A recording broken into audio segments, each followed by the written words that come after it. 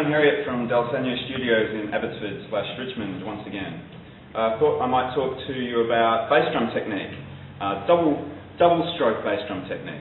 So when I first started doing double strokes with my right foot, I had a kind of an odd technique, which I'll show you in just a moment, which kind of meant that my heel hit first and then my toe came down.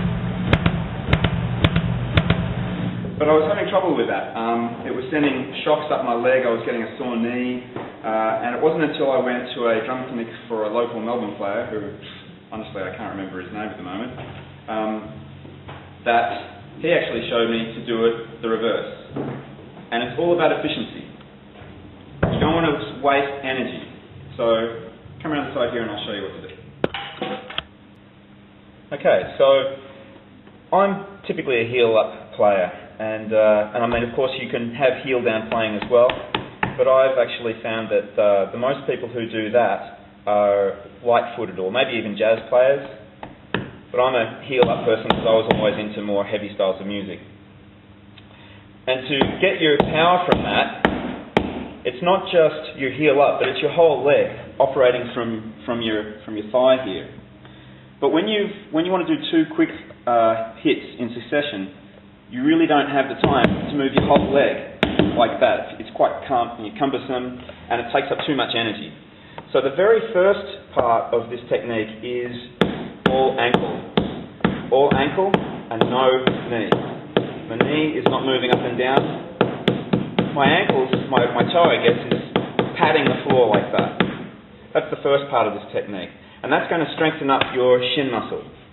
If it starts to feel weak and it starts to hurt there, good, that means you're doing the right thing. Okay, the second part of it is bringing in your whole leg. So really just like the double stroke which we were talking about earlier, you should have one leg movement but two feet movements. The first one is heel up, ankle with a toe, and the second one is heel up, followed through with your whole leg. So toe pat, full leg. Toe pat, full leg.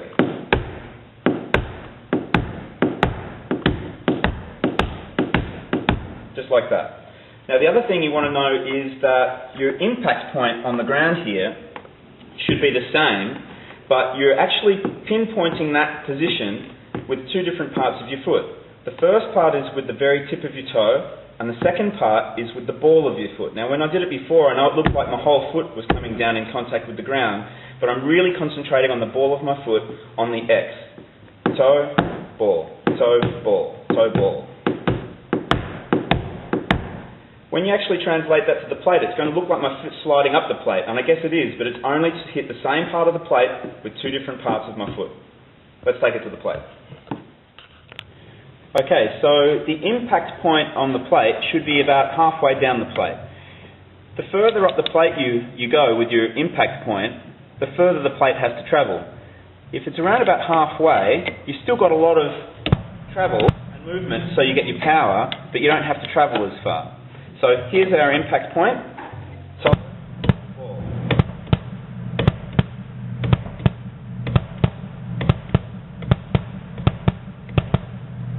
Now the one thing you want to change slightly from what I said before is on the floor I can pat, but I don't want my foot to move off of the plate. Otherwise I'm going to get like beater flop like this and foot plate flop.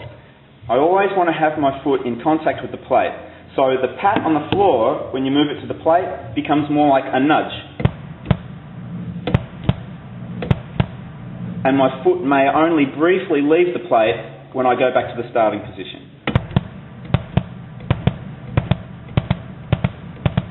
I always need to come back to the starting position, because if I don't, my foot's going to creep up the plate, I'm going to get to the toe stop, and it's going to be a lot harder because my foot's going to be moving more of a distance.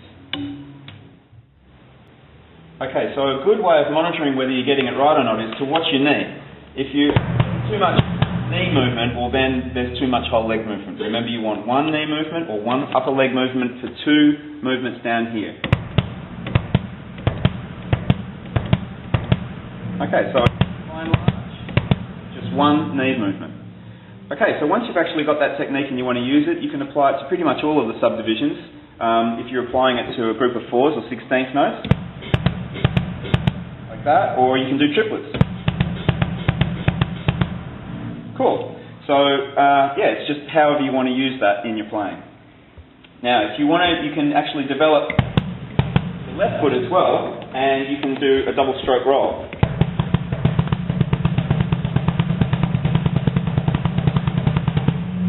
And the trick with the double stroke roll, I think, is it's kind of like the snappy seconds with your hands. You want the accent to be on the second one. So you start with a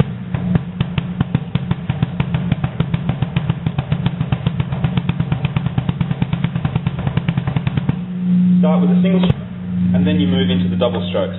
Just for some reason, I mean, like the whole action just lends itself to a snappy second because of the weight of the leg on the second hit.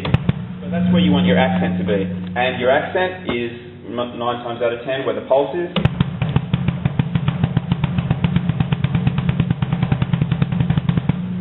And so that's what you can do if you want to use a double stroke roll with your feet. That also works out well, like with the groups of 4/16 notes. You actually can do that, reverse that with your feet.